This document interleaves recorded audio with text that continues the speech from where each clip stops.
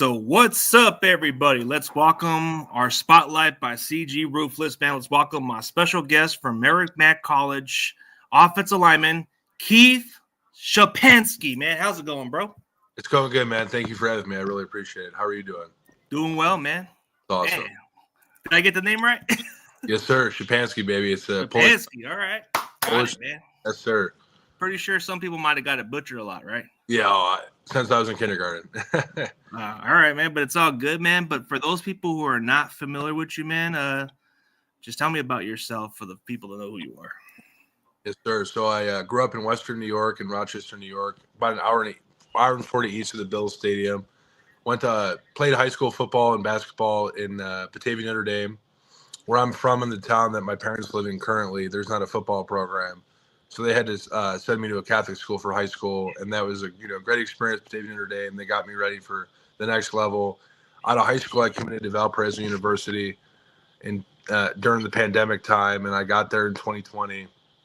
And in the beginning, it was tough. COVID and college didn't really mix too well, but stuck it out for 4 years. Graduated in the May of 2024, and I wanted to get my master's paid for, so I hit the transfer portal.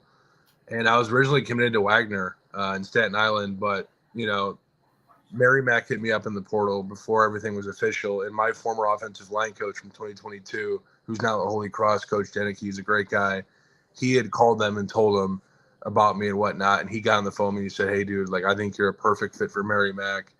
You should definitely look into it." I took a visit there, and my dad and I felt at home. And the deal was, if you come here, we'll pay for your master's even when you're done playing. So I was like, I can't really pass that up, and truly blessed for that. And I'll be getting my master's in May. I pulled my hammy in the summer, which kind of sucked, and it kind of put my season upside down a little bit. It was tough. I had to have some good, tough self-talks, but I just trust in the Lord, obviously, and I just had a good feeling it was all going to work out. And after the season, I got a bowl invite to an all-star game in Texas called the Dream Bowl. And I went down to the Dream Bowl, had a really good showing, felt really good, was healthy, felt good. After the game was done, the Colts hit me up. And that's when I was like, all right, I have to see where this thing goes. So I called my former strength coach from Valpo in 2022. He's out of the college coaching world, and he bought a gym in Grand Rapids, and he does pro day training for guys and whatnot. So he got me hooked up with an agent, Halo Sports. They've been helpful. And I've been in Grand Rapids the last 4 weeks now, training for my pro day, March 28th at Merrimack. Still got 5 weeks, but training's been going really well. I'm really excited, hoping to have a great showing, and we'll see what happens. Oh, yeah, for sure, man. So you had a long journey. So you played during the COVID year, huh? Yeah, that was tough. It was one of a kind. We played in the spring of that year. We didn't play in the fall. And we played it for Valpo. They're in the PFL. So we played Butler twice and Drake twice, and then Moorhead in San Diego. So it was a very unique thing, playing two teams twice. It was like being a Bills fan. We were joking around at the time. I feel like I'm playing the Dolphins and Jets. You see them twice a year. But no, it was good, man. It was an experience. Definitely wouldn't want to go through it again, but definitely, grateful it happened. But had to be that tough of a year for sure. But then going from a transfer towards Merrimack kind of seemed like a different opportunity, huh? For sure. And honestly, the main reason I left Valpo, I love the people there. The coaches were good. It just came down to the fact that I didn't want to pay a dime for grad school. And I knew if I hit the portal, that would be a possibility. And when Merrimack and I got in contact, and I met Coach Kreisen over the phone, and I met him in person, I felt at home on campus. You just kind of get that feeling when you get that vibe, and they're going to cover you. They're going to cover your expense, so that makes a big difference. You don't want to pay like you said. Exactly. College isn't cheap, And I was like, I'm not paying for a grad school. And they were like, "Hey, man, let's get this going." And it was great. I wouldn't change it for the world. Met a lot of good people. Injuries suck. Like the hammy injury. It's kind of hard to play offensive line if your hamstring's tight and pulled and whatnot. Yeah. But it was nice after the season was done, having that 3 to 4 week gap of not having to collide into other grown men before my All-Star game. And I feel like I got my body right. I felt really good going into that game. And I just felt like it was meant to be like this. It was like, this is not random. This is definitely supposed to happen. And it went really well. I met some good guys that are, working for their dream too. But Yeah. it was an opportunity, man, and we're just gonna see where it goes. We're just gonna keep rolling. See where it goes, but you would fit the part for the next level because you're like a 6'7" offensive tackle around Yeah, 320 or something like that, right? yeah. Well, I mean, he wants me around 310 for my pro day. So right now I'm floating between 312 and 314. But like during the season, I'm usually 325 to 330.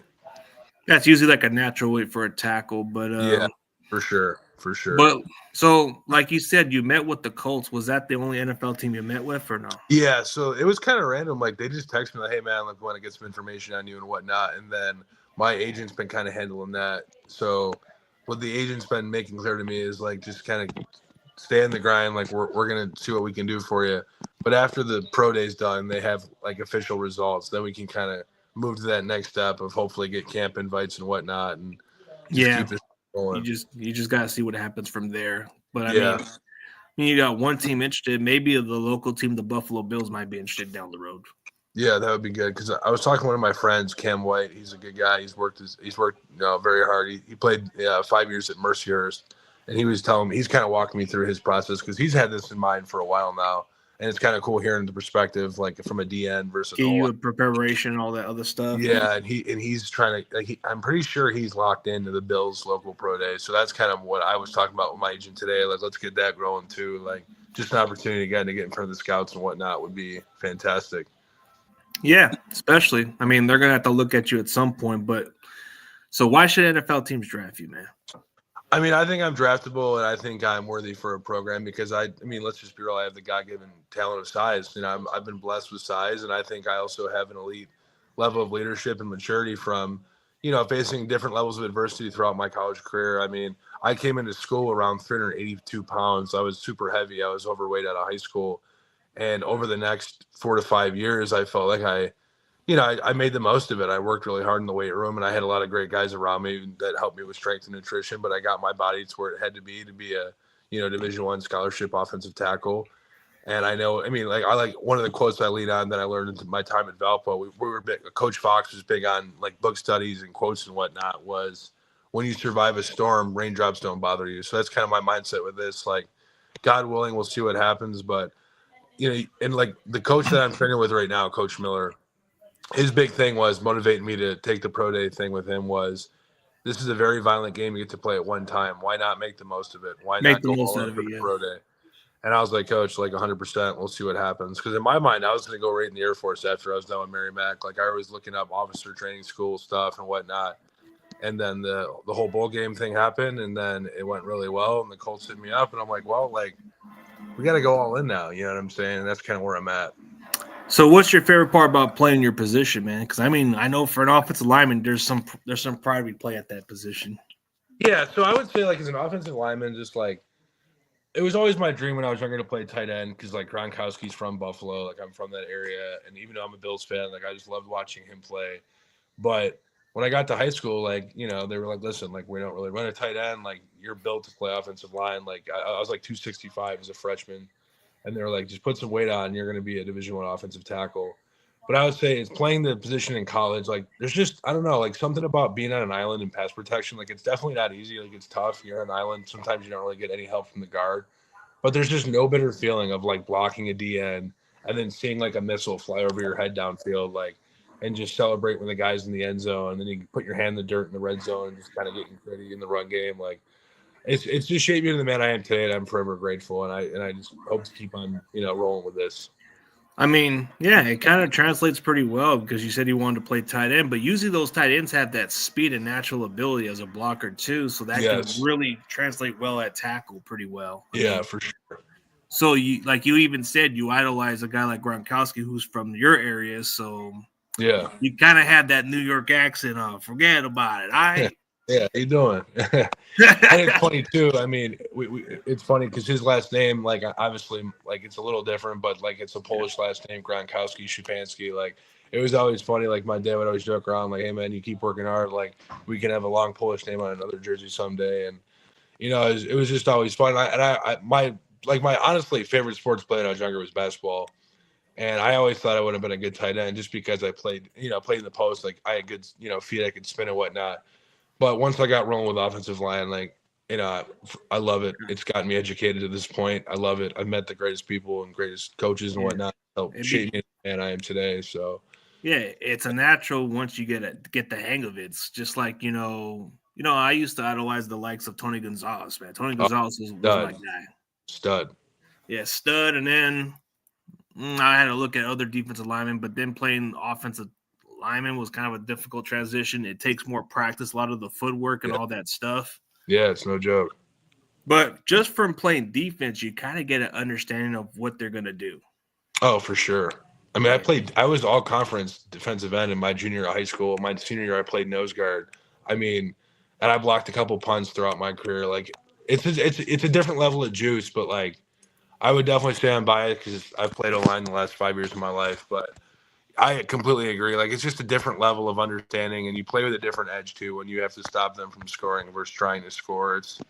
But again, like once you're in the trenches, like it's just you gotta ball out.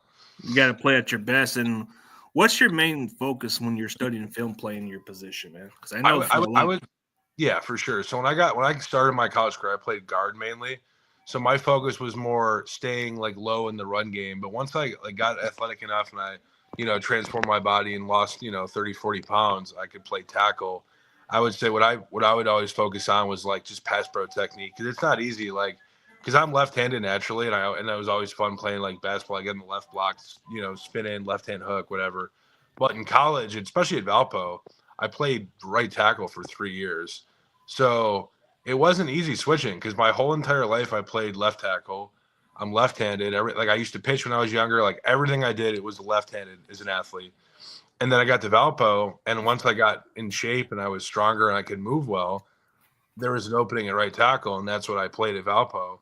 And it was like I had to reverse my mindset because like like in the modern era of pass protection, it's like the drive catch technique. You drive off your post foot and you catch with your, it's like this how you pass block. And when I went to the right side, I felt like I was pulling from my back leg and not really driving.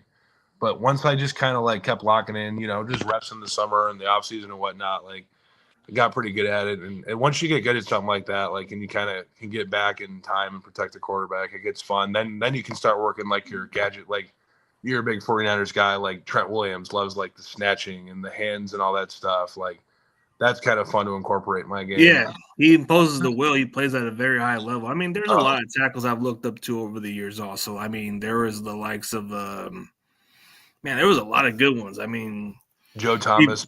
Joe Thomas was definitely a good one, but like there was a lot of good ones during my time. I mean, there were guys that made switch positions. Like you had the Jason Peters of the world. Oh, stud!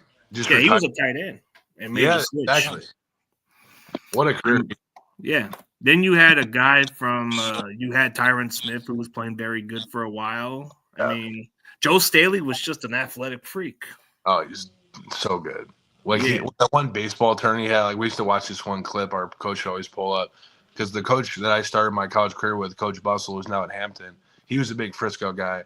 So we would, at times we'd watch like a Trent Williams clip where he just completely decleats another, grown man, or a Joe Staley clip. And I always like Joe Thomas because once I was pretty much locked in at tackle, I think there's no point like to watch Gronkowski tape at that point outside entertainment value and whatnot. And that was my guy because I would always find like YouTube edits of Joe the highlights from Joe, and it was just Joe Thomas is just an elite athlete, obviously, but like he was good. I bumped into a guy. This is a funny story. So my dad and I were in Albany. I want to say it could have been for Albany's prospect camp. I don't remember exactly why. It was definitely football related. And we were walking out of a hotel, and we met this guy named Stanley Daniels. He played with the Broncos. He played at Washington. Really good guy. We're friends on Facebook now. I remember I was talking to him, and he's like, "Hey, man, like, I played with Joe Thomas." And he's like, "You have, like, a similar build. Like, you kind of look like you could be his kid." And he was joking around with me, and he was just motivating me to keep going and working hard. And, like, after that conversation, like, I was like, all right, like, that was kind of cool. Like, this guy's not some joke. You know what I'm saying? Like, he played, like, 6 or 7 years in the NFL, like, played at very high-level Division I football. And just every now and again, like I haven't talked to him in a while, to be honest, but he was always supportive in the high school process, so that was cool too. And that's kind of why he was a good mentor to like if you ever needed questions, he would help you. Absolutely. And I mean, he's the perfect guy to go to. Like having NFL people like that is just an opportunity. Yeah, I mean, you're built for this opportunity. I mean, you look the part. Most offensive linemen in this NFL is usually there are a lot of big guys. I mean, the smallest maybe about 6'4", but usually Right. the biggest are around your size. Yeah, for sure. And that's the thing. Like, it's a once in a lifetime opportunity. I have a genetic gift, and I've been blessed. And to me, it'd almost be disrespect to my parents and everyone who supported me to not give this my all and see where this goes, because sports has been such a great thing in my life. I mean, from my grandparents supporting everything I've done, to my parents, to my sister, and just meeting friends in every chapter of my life. Like, it's been a blessing. Yeah, and I mean, you just look the part. You look like the kind of typical offensive lineman that nobody wants to even bother with, man. It just seems like you're that kind of guy. And then I guess somebody says you look like the Punisher. Hey, that's a compliment. I take that. I'll take that for sure. I mean, for any other reason, bro, it's like when I'm interviewing, I'm looking at a real NFL player right now. Yeah, no, that's Yeah, you do look the part, but from your best games, what kind of best game did you had overall from playing at Merrimack College? So I played rotated at Air Force and UConn, but the rest of the season I didn't really get a lot of action just because I wasn't healthy. But the thing with my scholarship was they were like, listen, like if you want to keep your scholarship, obviously, you're gonna have to like go in when we tell you to whatnot. And that's the thing. Like the main reason I was there was for my master's. So it was cool playing against UConn and Air Force. I mean, those were like the Air Force game specifically, that pregame was insane. Like the thing about like the United States Military Academy, like it was just insane. Like the cadets and the marching band and the F-15s flying over, and it was cool. That I got some reps against them, and then UConn, they were like balls to the wall. Like they did not take their ones and twos out, and I got the entire second half of that game and just getting to go against elite level competition at UConn was really cool. And then at my bowl game, one of their stud D lineman, number 97, I forgot what his name was, but he's a really good guy. We actually talked after the game. He remembered me when I was at Valpo because he used to play at Youngstown State. And he was like, I remember like you on the scouting sheet and whatnot. And at the bowl game, it was cool to catch back up with him and just kind of, talk to him about where he was. And he's obviously still trying to go to the league and everything like that. But that's how I would answer that question for Merrimack. But it was a lot of fun, and obviously getting my education was the main priority. Yeah, education definitely is a good plan for sure. But playing against a team like UConn, who's definitely no joke in this competition. No. I mean, they played the best competition out there also. So, showing that tape against those type of competition will get NFL teams to definitely pay attention. Yeah, for sure. And I feel like now I'm in so much better shape than I was during the season. Like, I'm on a very he has this Coach Miller is the guy who runs our training. Like he has us on a very strict diet. Like we eat all of our food out of it's a place called Clean Eats. It's like a healthy kind of restaurant that just everything is made natural, no oils and all that stuff. And when I got here, I was about 330, and now I'm like I was saying, bouncing around from like 312 to 314. And I feel like I'm moving the best I've ever like moved and. I'm getting strong. And it's cool, too, like, now that I'm lighter, getting to my strength back to when I was around 340, 330-ish, I feel like now I can move like I'm 310 with all that strength. Like, I'm really excited for the pro day. Like, I think it's going to be like. So what's something that you need to look forward to pro day? What's your goals to get other teams to pay attention besides the Colts? So I honestly have enough faith in myself to where if I do well, I think I'll get interest from other teams just on the size alone. But I think if I can show teams that I can move well with being 310 pounds and 6'7", I think I'll get opportunities. I just do believe that. So the plan is to just obviously have the best numbers I possibly can, and hopefully it stacks up well with everybody else, which I do believe I'll have good numbers and in relation to my size, and I think it'll open up doors. I really do. I'm confident in that. Confidence comes a long ways, and I mean, with your size and your confidence, man, that's going to get teams' attention. I mean, yeah. For an offensive lineman, I want a big guy. I want a guy who can hold up pretty well.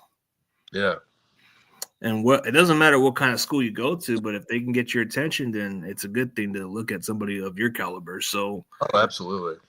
So you're already thinking ahead of your future. You already got a master's degrees, but what's another major in case anything in general? Like football is on you're locked on football, but what's for sure. Yeah. So I mean, I have a bachelor degree in political science. I got at Valpo, and I'm getting my master's in business. My dream is to be a lawyer. but I knew I couldn't balance law school and Division I football. It's just too much. It's too much, but so in the time being, I thought like the best bang for my buck that would help my future would be like a master's in business, because obviously business is very broad and it can relate to different areas and whatnot.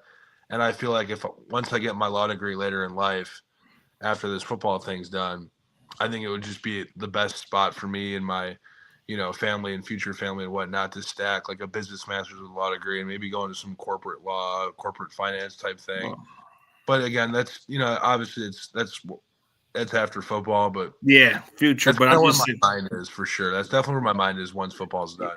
yeah. I'm not saying like at this point, but I'm saying like we all No, got no. That's a great question. I mean, it's a real question, man. Like football, it's finite. It does come to an end, and you got to have plans. Because I got a lot of teammates and friends like that we talk about that stuff. Because there's you meet guys that are like, oh, I'm just going to the league. Like, what happens if that doesn't work out? Oh, I don't know.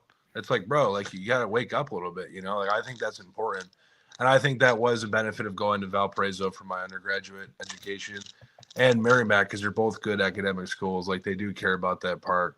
So I do feel like in the academic sense, I am very well locked in for that next part of my life. Yeah, you seem super locked in at what you want to do. Like you got your mind into it. Like I'm pretty sure there's a lot of bright futures, man. Like, there's always pro wrestling also. Yeah. You could be Gunther's personal guard or something. Imagine that. Imagine if there was a storyline where you come in and replace that Kaiser guy, and then Gunther says, "Here's my new guy." Hey, and that'd be sweet, man. Like I used to love WWE when I was little. I used to have the Big Show shirt, and when Raw came into Buffalo and Rochester and SmackDown, my buddies and I would all go. Like I remember getting R-Truth's signature in Kmart when I was little. Like I used to love that stuff when I was little. Like I had the Rey Mysterio mask. Like, oh man, so wrestling was another thing in mind. Okay, that's good. I mean, but like you said, you're already getting planned ahead. You're pursuing football, which I believe you'll make it for sure. You just keep pushing for it. And law school is like in the near future, so you got a bright future, man. So I appreciate you, man. That's definitely what we're hoping for. So I really do appreciate that. Yeah, man. Yeah. Is there like any credit that you would give to someone who helped you to develop your game so far? In terms of football, man, like I would say one of my mentors, yeah, he was my mom's first cousin. He sadly passed away, but he was a great man, lived a full life. Appreciate that. Bobby Peters, he was a great mentor because when I met him when I was young, we clicked right away. And he was like always like kind of an uncle to me when I would go to Florida where he lived, but he wasn't my uncle. He was technically my second cousin, but he was a great role model in the sense of he came down to games every year to high school. He'd stay with my family and I. He was definitely very motivational to keep going. And I definitely wanted to, do the college thing for him as well. I mean, my father, like without him, I don't even know where I would be in life. He drove me to all my prospect camps, the workouts, the practices. My mom made everything financially possible. I would definitely say my high school football coach really did relight the flame of college football too, because the first 2 years of high school football were not very fun. The coaching staff, like nothing against them, like they're good people, good members of society and whatnot. It's just the coaching and the football didn't really jive well. We were 2-16 my first 2 years there. And I kind of felt like there wasn't really a lot of, continuity within the program. And I didn't really know if I wanted to play college football at that point, honestly. And then my junior year, there was a coaching vacancy, and Coach Joe Zambito got the job. And he was my offensive line coach my sophomore year. And he had a lot of success at a rival school before he got out of coaching. Then he kind of got back into it. And he was super motivational because he always like, dude, like, you're going to be a D1 athlete. Like, I want to see you say Keith Szczepanski, Batavia Notre Dame on Monday Night Football someday. Like, he was great. And then it all came full circle my senior year when we were all seniors and he was the head coach. We went 10-0. We won sectionals for the first time in like 10 years. And then, signing my letter of intent with him and the coaching staff there that day. Like, and I was all state with him twice. Like, it was that was amazing. And then I would say in terms of college, I would say Coach Deneke, my junior year, he was by far the most influential coach I had in college. He's from Buffalo, and I knew him in high school because he was coaching at UMaine, and UMaine recruited me a little bit before I ultimately chose Valpo. And at that point, I hadn't really played a lot, because I was a younger old lineman. And he believed in me, and I could tell he actually cared, and he wanted to see me do well. and getting to, start some games with him my junior year and play some good football at Valpo. It's only my redshirt sophomore year, sort of because of COVID, but it was my junior year at school. And he was great. And then he left, and it was tough for me because it's like, when you build a bond with a coach and he just leaves, it's like, you wish him the best, and he got a better opportunity, and he's doing well now. And we had some, other coaches take over, and they pressure makes diamonds. It wasn't always easy, but it was good. And then when I hit the transfer portal, it was like a full circle moment with him when he made the calls to Merrimack once I picked up some other FCS offers. So I would say up to this point, it would definitely be my parents, obviously, forever grateful for them. My cousin Bobby, God rest his soul, my high school football head coach, Joe Zambito, and then Coach Pat Deneke. Like he's amazing. Yeah. I mean, those are inspiring, and at least your parents were supportive and took you along the way. And then your cousin that's considered more of your uncle. Like, I mean, he had to be a bigger influence for you, like you said, God rest his soul. I mean, there's not that many people who can be very encouraging, at least they're pushing you down to that. There's a lot of good people who would be pushing you to be great. There's some that disencourage others, and there's some that will encourage you. Oh, for sure. Mm-hmm. And that's another great point to bring up too, because like when I went to high school, like Western New York, like especially in the small rural areas, college football is not a big thing, and not a lot of kids make it out of the high school football world. And I dealt with a lot of kids like always telling me like, dude, you're not going D1, bro. Like, it's not going to happen. They used to because I had D1 bound in my Instagram bio. And they used to always like kind of laugh at it. Now looking back, we were 16 years old. Like they're not bad people by any stretch, but it was definitely hard and it was discouraging. But that's what kind of built me at that point in my life. And that was for better or for worse, it was like the ultimate fuel to prove them wrong. And I'm happy that we did it. And now it's cool when I go back, like my dad and I will go back to the Christmas tournament game and whatnot. And it's kind of funny, you bump into some people that weren't, your biggest fans in high school. And now they're always like, oh my God, Keith, you look great. How's ball going? And it's always good to, see those people. I think what's even cooler though, is to see the people you proved right, that were always supportive of you. Like, there's a gym in Hamlin, New York, where I always trained when I was in high school. It's called SNS Fitness. Scott Hogg owns that gym. He's fantastic. He worked with me when I was young, and he definitely helped me, prepare myself for high school sports and whatnot. And then when I was home for break from school, I always had a spot to train, and he always made sure I was good. So he was a fantastic role model too. And that's just like kind of the mindset. Like it's always fun going back and seeing old like receipts and screenshots of people and prove them wrong otherwise. Yeah, but I just feel like the ultimate victory feeling, like that champagne moment, is when you just prove the people right that were there with you the whole time. The ones who supported you from day one. That's my biggest blessing. The people that were always supportive. Yeah, and then looking at your number, you were wearing number 74. Was that just the number you played throughout your high school days, or was it just somebody in general? Yeah, so that's a good question, right? So 74 was just kind of the way it worked out at Merrimack. I wanted 78, but my good friend Joey Trainer, love Joey Trainer. He's a great guy, all conference offensive guard, great kid. He was 78 there before I got there, and it's just kind of like the number. That's how that worked out at Valpo. It was funny. I wanted 75, but there was a kid who ended up quitting. John, he wore 75 when I was there, but so I ended up getting 78, and then I just kind of liked it. Like it was something different, because in high school I was 75. Just because I thought it was like, I don't really know why. Honestly, I was 75 in high school because to me it seemed like a good offensive lineman number, and I liked it and whatnot. And then when I got to Valpo, they assigned me 78, and I kind of felt like that was my number for my new home. And it's cool too now with Merrimack. It was like 74, and who knows what happens with the next number? But it's just kind of that's how I kind of approach the whole number thing. Yeah. You go with the flow, like they say. Like you said, in high school, you had 75, and then at the other school, you had 78. Yep. And then going to Merrimack, you had 74. So yeah, it's cool. A little variety, and it was a meaning also to makes numbers special to the specific spot. Like it was funny too. My last year at Valpo, after one of our home games, my buddy and I, my best friend from high school, was up, and he came with my parents from Rochester, and we were going to a really nice place called Pixt in downtown Valpo.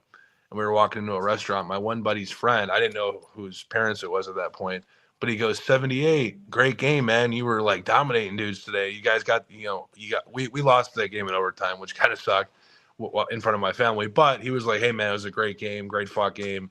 You guys played to the end. And I go, I'm really sorry, man. I got to ask you. Oh, I'm Frank Bartel's dad. And he's, Mr. Bartel, class act. But it was kind of cool hearing that from someone like in the community, like number 78. And that's when I was like, it's kind of cool. Like, it's like you just brought up the whole significance. So now looking back, it's cool. Like if someone ever says like 78, it's like a Valpo person. If someone says 74, it's from my All-Star game or Merrimack. And then 75 kind of, spans over the time at Valpo. Oh, yeah. I'm sorry, high school. But yeah, it's just different kind of meaning to it, like just from being an offensive lineman. We'll do some rapid fire and all that other stuff. So for sure. We'll do one last question for Papa J. Let's see what he's got to say. If you can go back in time to your Pop Warner days, what advice would you give your younger self? That's a good one. That's a great question, man. I would just say, like, just keep going, man, because when I was younger, it's funny you bring up the Pop Warner days. I was in an area in Rochester where it was all done by weight, not age. So I was a bigger kid when I was younger, but I couldn't play with kids my age. So because of the weight rules and whatnot, I was I was in first grade playing with like fifth or sixth graders. And we were all similar sizes, obviously, because that was the rules. But 4 years at that point is a major development gap. And I remember I used to get thrown around and I hated it. And I always would tell my dad I wanted to quit. So we kind of took a break off football for a little bit. And then when my mom wanted to live more close to Lake Ontario, we moved out of Rochester, more towards like not far closer to Rochester, but more towards Buffalo in the sense of like the map. And the football program I went to, although the coaching at that time wasn't great, he was 19 years old. He wasn't really mature at that point, but it's not really, I wouldn't be ready to coach people at 19 either. You know what I'm saying? Like it was just kind of it was new to the area. It was a little sloppy, but it was kids my age. And that's when I kind of got the love for football in that point. So I would just say, like, keep going. Don't give up, man. Like, it'll all work out. God always ends on a good note. That's what I would tell myself when I was younger, honestly. Yeah, keep going. Never give up, even if it's whatever the circumstances are. But, okay, we'll do some rapid fire. So for an offensive lineman, I know you'll probably like this type of question. Would you rather pass block or run block? It's a great question. It depends. I would have to say pass block, because if you're good at pass blocking, there's always a team that wants you and that wants to pay you a lot of money, because I think that's like the premium thing an offensive lineman is wanted to, especially as the league progresses to a more pass heavy offense. But I would say pass, just because I think in this day and age, I think pass protection is very, very important, because it's almost like, it's like, one of my offensive line coaches in the past would always say the reason pass blocking is so tough because you have to go backward when usually a more athletic person in front of you is running forward. So that's why it's such a unique thing. Like, you have to be big, strong, and long and enough to stop an elite athlete, especially in the NFL. You're going against the best athletes in the world. But that's where I would kind of say pass protection would be my preferred, just because that's kind of like the premium thing to do at tackle. It's mostly more of a passing game for today's absolutely. But if you had to choose for certain plays, this is kind of something that it would be like, okay, let's say you would be an eligible downfield and get a touchdown. But what if this other one, okay, let's say you pancake multiple defenders and your running back gets a big run for a touchdown. What would you take out of which play? I would have to go with the pancake thing, just because if I'm in the league, I'm not getting paid to catch touchdowns. You know what I'm saying? Like, as cool as it would be, and it would be like the greatest like sports moment in my bloodline's history, I would probably just go with the pancake one, just because, first of all, pancaking someone is the ultimate like showing a force on another man's will. You're just dominating them. But I would say that's the best, just because that's what I would be getting paid for it, right? Like, that's what.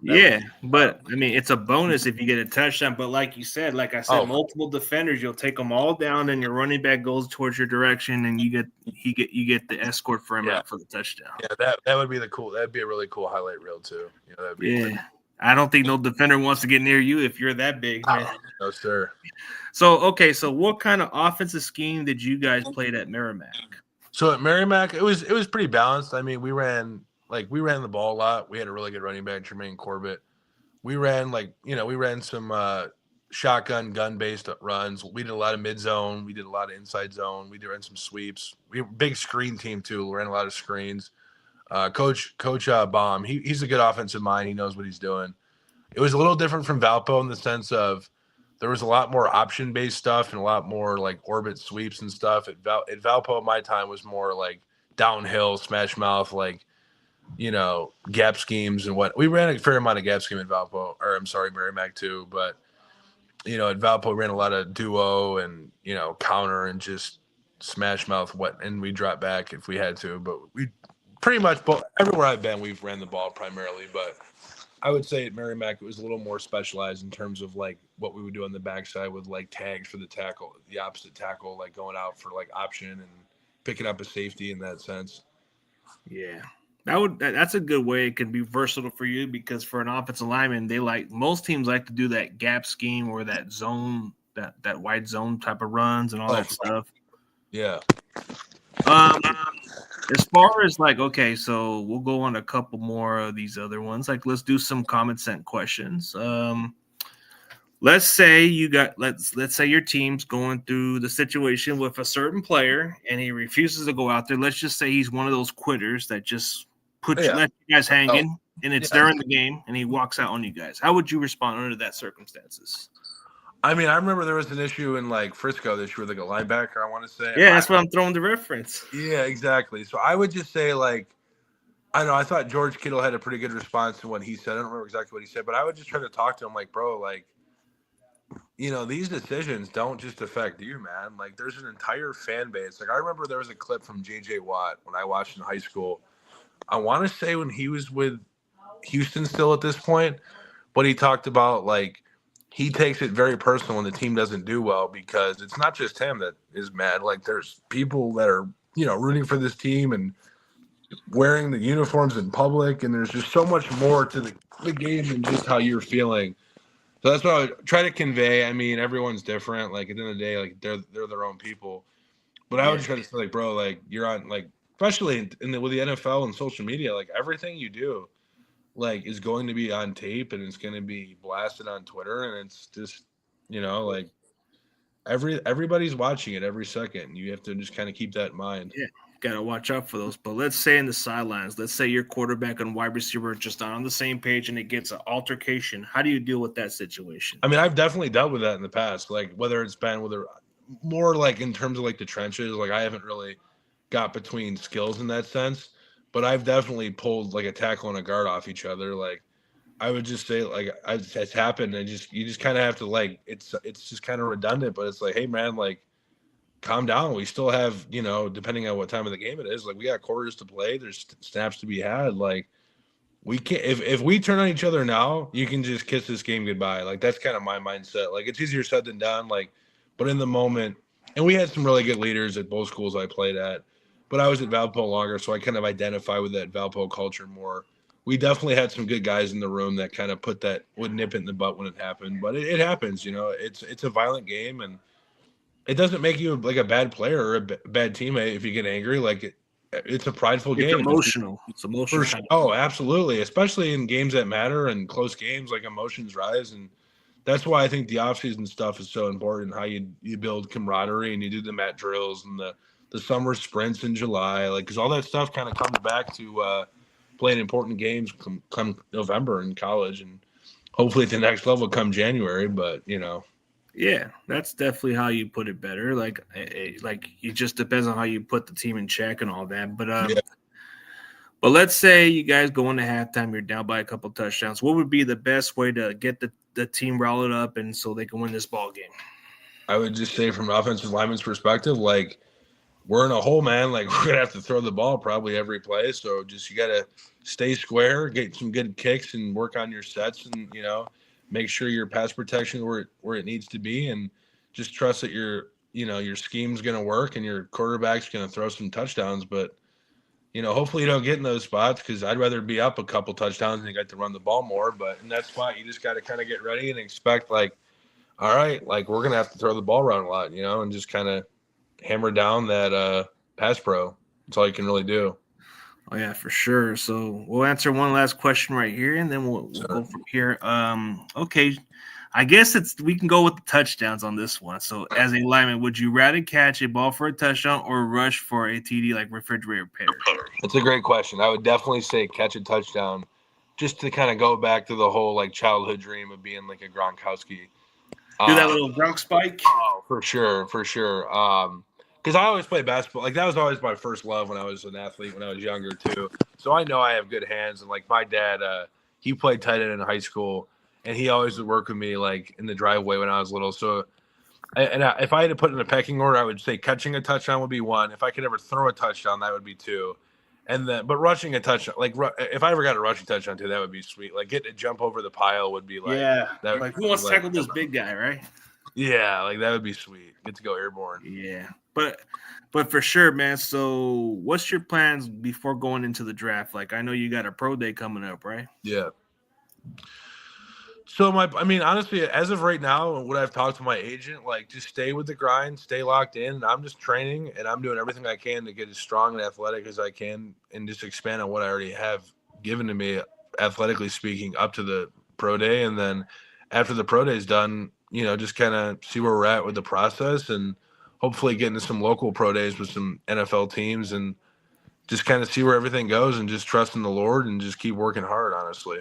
Keep working hard for sure. So all those years in college, what can you take out of that from just to improve on going into the NFL, like your weakness and all that other stuff? I would just say, like, honestly, like, just keep getting. I think an NFL strength program would probably be like ridiculous. I would just get super strong, but I would just say, just keep working on like just getting stronger, and just keep working on NFL level techniques, because as I've gotten stronger in athletics since getting into college, and I've perfected my game, it's allowed me to add more like little, things like a snatch or a little, I don't want to say like a cheat code, but a little like nuance to the game. I would just say keep working on like the basics of like just getting stronger, more explosive. And then as you just kind of master that, I think everything else kind of falls in line. That's why someone like Trent's so good at playing tackle, because he's got such good hands and he's so athletic and he's a big human being.